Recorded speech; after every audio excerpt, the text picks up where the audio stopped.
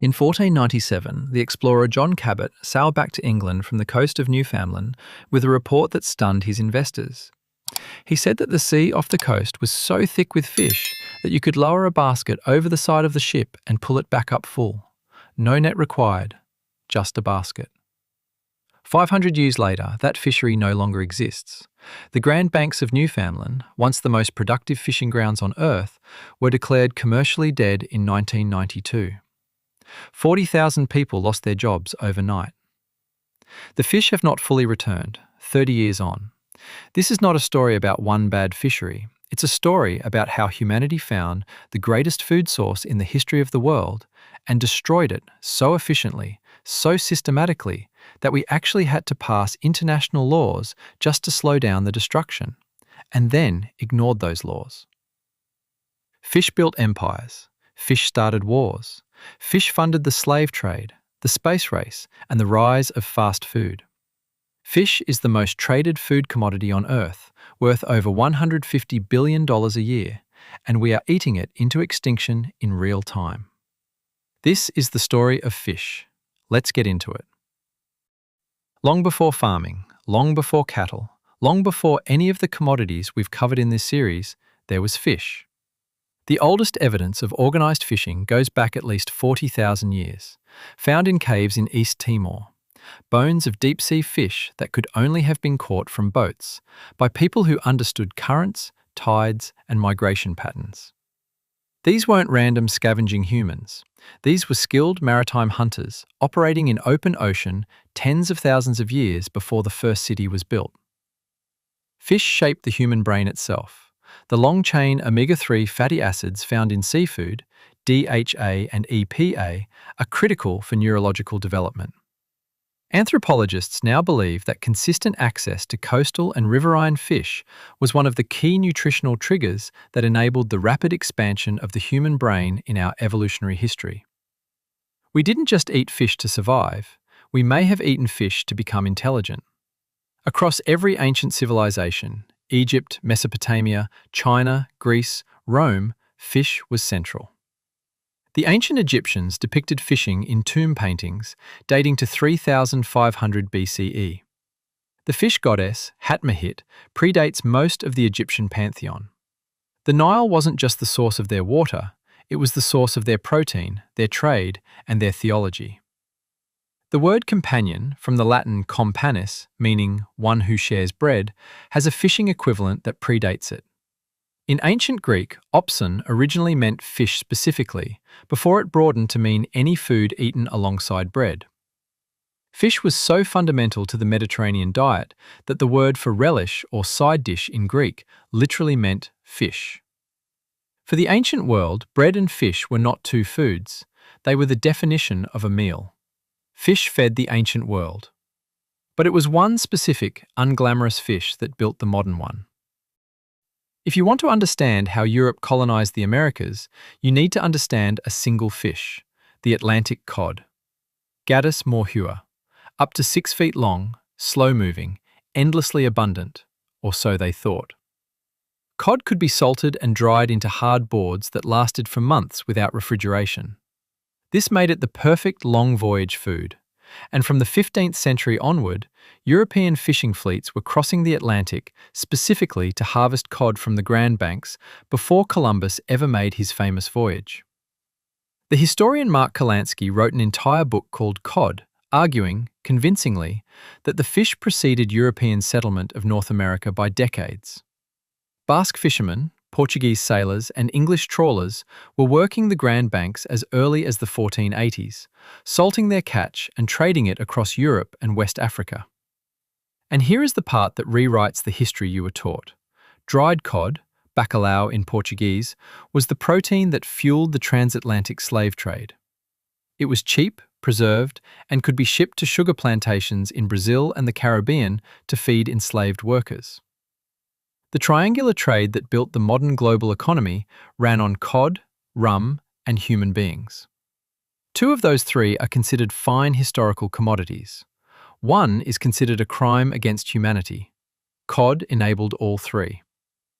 The city of Boston was built on cod, literally. Cod fishing and the salted fish trade made Boston the wealthiest city in colonial America. A carved wooden cod, the sacred cod, has hung in the Massachusetts State House since 1784 as a symbol of the Commonwealth's prosperity. It hangs there today. A fish that nearly went extinct is still the symbol of a state's identity, and almost no one who passes under it thinks about why. Cod built the Atlantic world, but another fish, one far smaller, was quietly building a different kind of empire entirely. Before soy sauce, before Worcestershire, before any of the fermented, umami-rich condiments that define modern cuisine, there was garum. Garum was the fish sauce of ancient Rome. Made by layering small fish, typically anchovies or mackerel, with salt in large clay vessels, then leaving them to ferment in the sun for weeks or months. The resulting liquid was amber-coloured, intensely savoury, and deeply, almost unbearably pungent. And Romans put it on everything. Every sauce, every dish, every meal. Garum was the ketchup, the soy sauce, and the MSG of the ancient world rolled into one. Roman cookbooks, including the only surviving one, Apicius, mention garum in nearly every recipe. It wasn't a condiment, it was the foundational flavour of an entire civilization. The production of garum was one of the most significant industrial operations in the Roman world. Factories, Catarii, lined the coasts of Spain, Portugal, and North Africa. The largest, in what is now Bailo Claudia in southern Spain, operated at a scale that supplied the entire empire. Archaeologists have found garum amphorae, the clay jars that carried the sauce, in Roman sites from Britain to Egypt to the Black Sea. When Rome fell, garum disappeared from European cooking for over 1,000 years. But it never fully went away. Southeast Asia preserved it. The Nampla of Thailand, the Prahok of Cambodia, the Nuoc Mam of Vietnam, these are garum's direct descendants. The umami flavour that Romans built an empire around is today made in factories across Southeast Asia and consumed by billions of people who have no idea they're eating ancient Roman imperial cuisine. A jar of high-quality garum in ancient Rome could cost the equivalent of fine wine. The best variety, Garum sociorum, made from mackerel intestines in Cartagena, Spain, was described by the Roman writer Pliny the Elder as being worth its weight in silver. The Romans had fish sauce sommeliers. They had aged vintage fermented fish. The concept of terroir, that a food product's quality comes from its specific geographic origin, was invented not for wine, but for fish sauce. Fish sauce built Roman civilization's flavour, but fish's role in religion ran deeper than flavour. It ran into the soul. The fish symbol, the ichthys, the simple two-arc outline of a fish, is one of the oldest symbols in Christianity. Early Christians used it as a secret sign, drawn in the dust, to identify themselves to each other during Roman persecution. The Greek word ichthys was an acronym. Jesus Christos Theo Ios Soter, Jesus Christ, Son of God, Saviour. But the connection between Christianity and fish goes deeper than a symbol. Jesus performed miracles with fish, feeding 5,000 people with 5 loaves of bread and 2 fish. His first disciples were fishermen. He cooked fish on the beach after the resurrection. Fish appears in the New Testament more than almost any other food. And then came the Friday rule. The Catholic Church, from at least the 4th century CE, required abstinence from meat on Fridays, in remembrance of Christ's crucifixion. Fish was permitted. This wasn't a minor dietary preference. This was canon law applying to hundreds of millions of people across Europe for over 1,000 years. The economic consequences were enormous. The demand for fish every Friday, plus additional fast days throughout the year, made the fishing industry one of the most economically significant sectors in medieval Europe. The herring trade of the North Sea, the cod trade of the Grand Banks, the sardine trade of the Mediterranean, all of them were structurally underpinned by religious obligation. The Catholic Church did not just save souls, it built fisheries. When England broke with the Catholic Church under Henry VIII in 1534, fish consumption collapsed almost immediately. The Friday fish requirement and dozens of other fast days simply disappeared. The English fishing industry, which had been one of the most productive in the world, went into severe decline within a generation.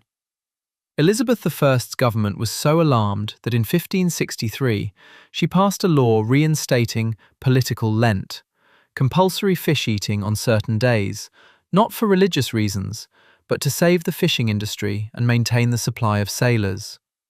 They faked religious fasting to rescue the economy. It worked. Religion shaped fish markets for centuries, but the revolution that truly transformed the industry came not from theology, but from cold. For most of human history, fish had to be either eaten immediately, salted, dried, or smoked. The flavour of salt-preserved fish is nothing like fresh fish. It is its own distinct food.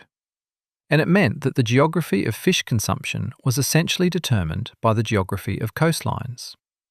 If you lived inland, you ate salt fish. Fresh fish was a coastal privilege. Then came ice, and then came the refrigerated rail car. And then came the freezer ship. And each of these technologies didn't just change how fish was preserved, they changed which fish was eaten, by whom, and at what scale. The first commercial ice packing of fish began in New England in the 1840s. By the 1880s, refrigerated rail cars were delivering fresh fish to Chicago and beyond. By the 1920s, Clarence Birdseye, who had observed Inuit techniques for flash freezing fish in the Arctic, had patented industrial quick freezing technology and founded the company that would eventually become Birdseye. Frozen fish sticks, introduced in 1953, were not a culinary triumph, but they were a logistical one. They made it possible to sell fish caught in the North Atlantic to a family in Kansas with no cooking skill required. The market for fish stopped being coastal and became continental, then global. The refrigerated container ship, the reefer, extended this logic to the entire planet. Today, a tuna caught in the South Pacific can be on a plate in Tokyo within 48 hours. A shrimp farmed in Vietnam can be in a supermarket in London in 72 hours. The entire global seafood trade runs on the cold chain, the unbroken sequence of refrigeration from boat to plate that now spans the world. The global cold chain uses approximately 17% of all electricity consumed worldwide. More electricity is used to keep food cold than to power all the lighting in the world. A significant share of that is seafood. Every time you buy a frozen fish fillet, you are the final consumer of an energy system of extraordinary scale, one that runs continuously, invisibly, and is almost never discussed in conversations about food and climate. Refrigeration made fish global, and global demand created an industry whose scale and whose methods are almost impossible to comprehend. Most people picture fishing as a man in a small boat with a rod. The reality of commercial fishing is closer to a strip mine.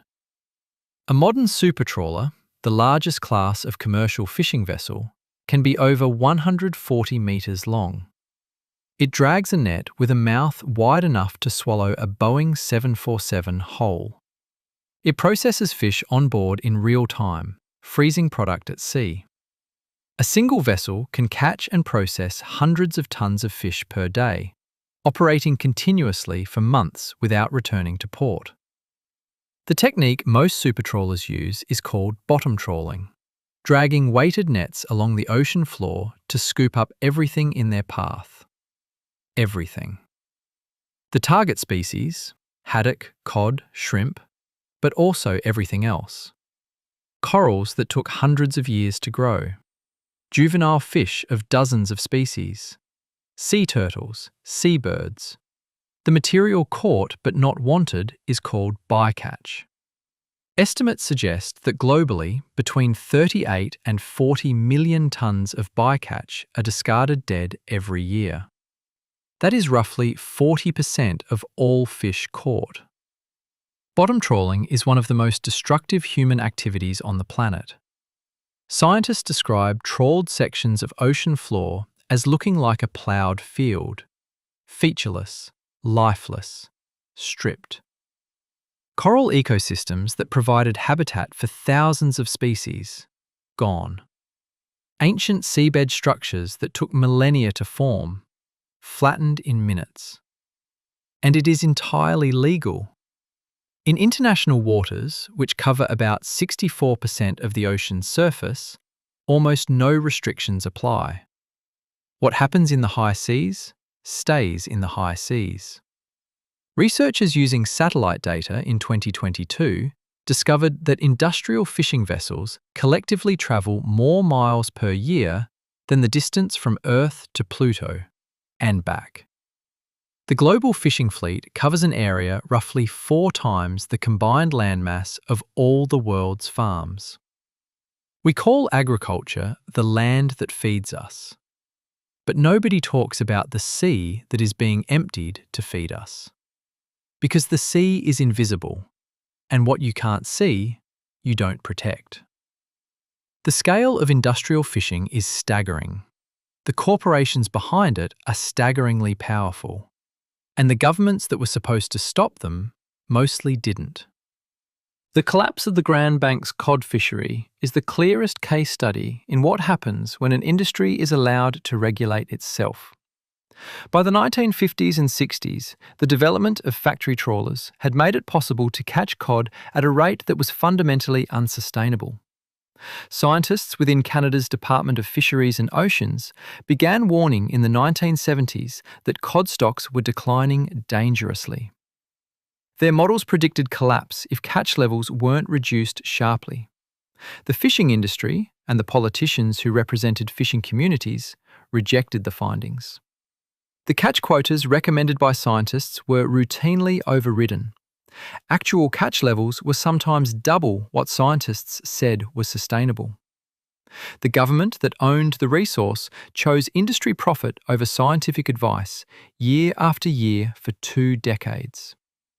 In 1992, the Canadian government declared a moratorium on cod fishing in the Grand Banks. By that point, the biomass of cod in the fishery had been reduced to an estimated 1% of its historical level. Not 50%, not 20%, 1%. The fishery was effectively gone. Over 40,000 people in Newfoundland and Labrador lost their livelihoods. It was the largest single industry layoff in Canadian history. The cod moratorium has been in effect for over 30 years. Some recovery has occurred, but the ecosystem has shifted. The prey species that cod used to eat have proliferated, and cod have difficulty re-establishing as apex predators in their own former habitat. The Grand Banks may never fully recover. Some fisheries scientists believe it will take centuries. A 2003 study published in the journal Nature estimated that 90% of all large ocean fish, the big predators like tuna, marlin, swordfish and sharks, had been removed from the ocean since the beginning of industrial fishing in the 1950s. 90% in 50 years. The authors called it a silent, invisible crisis. The study was widely covered for a week. Then the world moved on. Fish consumption continued to rise. The Grand Banks showed what happens when a fishery collapses. But the aquaculture industry, fish farming, was supposed to be the solution. It came with its own set of problems nobody wanted to talk about. Today, for the first time in human history, more fish is farmed than wild caught. Aquaculture now produces over 90 million tonnes of seafood per year, surpassing wild capture fisheries. It was supposed to be the answer to overfishing. It is in some ways, and in other ways, it has simply created a new set of problems. Take salmon farming, the industry's poster child. Norway pioneered open net pen salmon farming in the 1970s. Today, farmed Atlantic salmon is one of the most widely consumed fish in the world. The industry produces over 2.5 million tonnes per year. Cheap, reliably available, and in supermarkets everywhere. But Atlantic salmon raised in open net pens in the ocean are packed at densities that have no parallel in nature, up to 75,000 fish per pen. In these conditions, sea lice infestations are endemic. The standard response is pesticides, chemical treatments that kill sea lice but also kill surrounding marine organisms. The waste from the fish, feces, uneaten feed, chemicals, sinks to the seabed directly beneath the pens, creating dead zones where nothing else can live. And here's the feed paradox. Farmed salmon are carnivores. To produce 1 kilogram of farmed salmon, you need several kilograms of smaller wild-caught fish, anchovies, sand eels, herring, ground up into fish meal and fish oil. Fish farming in this model does not reduce pressure on wild fisheries. It redirects it. The pressure moves from large fish to small fish. And small fish are the base of the entire ocean food web. Chile is the world's second largest salmon producer. Its industry, built largely with Norwegian technology and investment, became one of the biggest industries in the country. It also became one of the country's biggest environmental disasters. Widespread sea lice infestations, mass fish die-offs from algal blooms, contamination of Patagonian fjords, and the displacement of indigenous Mapuche communities from ancestral coastal waters. A 2016 crisis saw 40,000 tonnes of dead salmon dumped at sea. Chileans protested. The industry is still there. Farming fish created new problems, and the corporate consolidation of the fishing industry ensured those problems would be very difficult to solve. In 2015, the Associated Press published an investigation that won the Pulitzer Prize. It exposed something that the global seafood industry had been hiding in plain sight: forced labour and slavery on fishing vessels supplying major American and European retailers.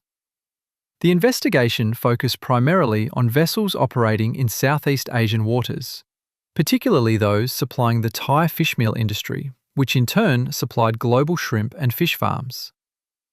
Migrant workers, many from Myanmar and Cambodia, were found to be held on vessels for years against their will. They were beaten, denied adequate food and water, and in some cases killed when they could no longer work. Several escaped only by jumping overboard and swimming to shore. This wasn't a fringe operation. The fish meal produced by these vessels, ground up from the catch of these fishing boats, fed fish and shrimp that ended up in the supply chains of Walmart, Cisco, Kroger, and major restaurant chains. Every major supermarket in America was, directly or indirectly, selling seafood connected to slave labour. The response from governments was slow. The response from retailers was mostly to review their supply chain practices. The slavery investigation won a Pulitzer. The industry continued largely as before. Labour conditions in Southeast Asian fishing have improved in some areas following international pressure, but the International Labour Organization estimates that forced labour in fishing and aquaculture remains one of the most prevalent forms of modern slavery globally. The problem is structural. Fishing in international waters is subject to the maritime law of the vessel's flag state, where the boat is registered. Many fishing vessels are registered in countries with minimal labour laws or enforcement capacity, specifically to avoid regulation. This is called flags of convenience. A vessel owned by a Thai company, operated by a Taiwanese captain, crewed by Indonesian and Cambodian workers, catching fish in international waters, and registered in Vanuatu, is subject to no labour law that any of those nations are likely to enforce. The fish you buy may have passed through this system. There is almost no way to know.